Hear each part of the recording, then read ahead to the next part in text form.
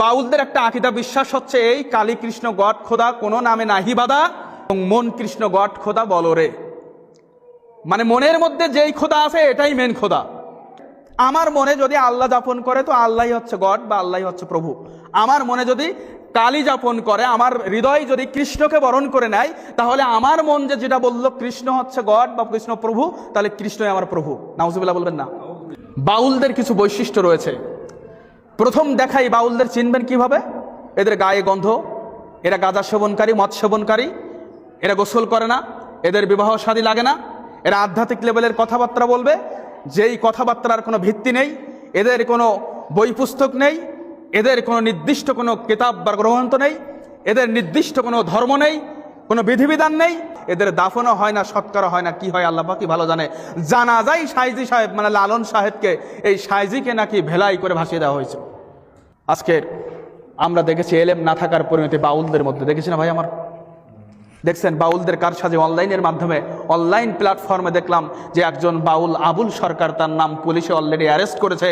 ওই আবুল সরকার বলতেছে যে কুল আউযু বিরাব্বিন নাস, আল্লাহ এই সূরাতুল নাসের মধ্যে আল্লাহ নাসতে বলেছেন মালিকিন নাস ইলাহিন নাস মিন শাররিল ওয়াসওয়াসিল খান্নাস আল্লাযী ইউওয়াসওয়িসু ফি সুদুরিন নাস, আল্লাহ নাকি এর ভিতরে নাসতে বলেছেন। নাউজুবিল্লাহ বলবেন না? নাউজুবিল্লাহ। বাউলদের ভণ্ডামি হচ্ছে শরিয়াত, মারেফত, হাকিকাত আর আধ্যাত্মিক লেভেলের কথাবার্তা বলে আর কিছু কোরআনের ছিটে ফোটা কিছু আয়াতকে নিয়ে এসে মিস ইউজ করে শরিয়াতের অপব্যাখ্যা করে মানুষের মধ্যে, বিশেষ করে মুসলিমদের মধ্যে বিভ্রান্তি তৈরি করা। এটা হচ্ছে বাউলদের একটা চক্রান্ত মুসলিম সমাজে। তারা গান গাবে গাক, তাদের নাচ নিয়ে আমাদের আপত্তি নেই, তারা করুক, সেটা যদি তাদের সংস্কৃতি মনে করে।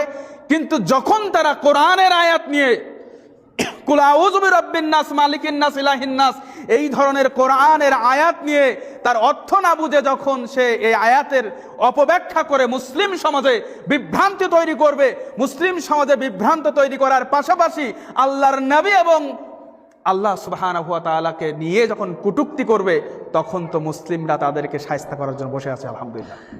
বাউল আবুল সরকার নামে যিনি আছেন, যাকে অ্যারেস্ট করা হয়েছে, আমরাও এই বাউল আবুল সরকারের দৃষ্টান্তমূলক শাস্তি কামনা করছি।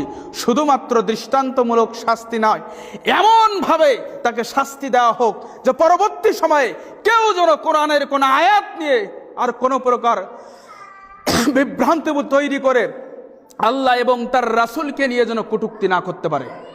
প্রিয় ভাই আমার, যে কথা বলছিলাম, যুগে যুগে আপনার ছেলে বাউল হয়ে যাবে কেন? যদি এলেম না থাকে। এভাবে বাউলের জন্ম এই সমাজে হবে কেন? যদি আপনার সন্তানকে যদি আপনি এলেম দান না করেন।